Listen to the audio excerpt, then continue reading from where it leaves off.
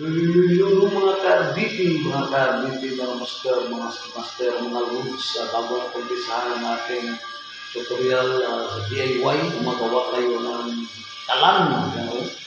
Shout out muna dyan sa mga friend ko dyan, mga Team Lumina, yan, ang aking ibigan na pinakagwapo si Junjun, sundin niya, Ivan, dalawang Janry, saka si Titong, yan, Titong, shout out, at saka yung pinaka-master pala natin, huwag natin kalimutan si Mr. Master Midil, yan, pinaka-master natin, si Master Midil, okay? Thanks, mga kaibigan, mga ka-Team Lumina, okay? Panoorin nyo ito ang vlog natin, DIY, okay?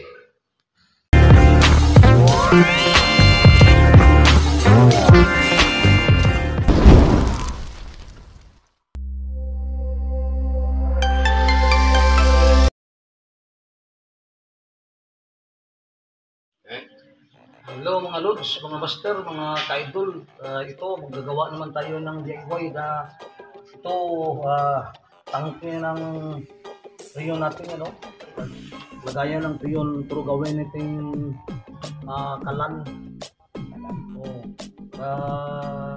Gusto natin mag-ihaw tayo ng mga isda o baboy, o mayroon tayong gagamitin, Okay, lods mga master, okay?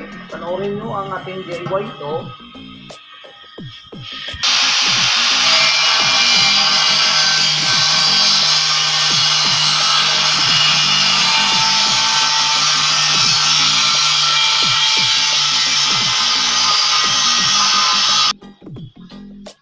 Lods, ito na yung lods, na kuha na namin sa grinder, na kuha na namin siya, nakaputol na namin yan, Ito na yung gawin mo, lalagyan namin ito ng butas dito, butasan namin yan dito yan, Pagkatapos ang butas dito, lalagyan namin, para gusto namin magkahoy, may kapasukan tayo ng kahoy natin, tapos lagyan ng kunti ng kunting lupa.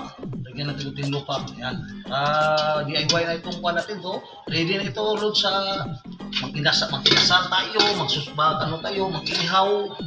Pwede rin magsaing, magsaing dito. Ang kahoy, ilalagay natin. Okay, Lord, mga master? Ayos ba yung DIY natin? Tingnan nyo mga Lord. Okay, Lods, mga master, mga Lods, ari na binotasan na natin mga Lods yan, yan. Akan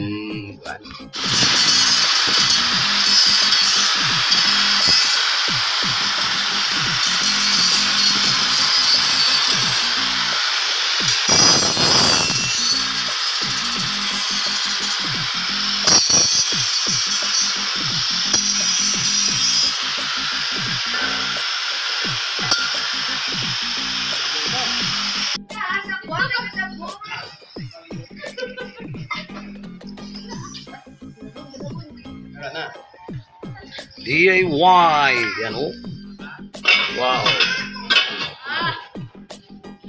Hey.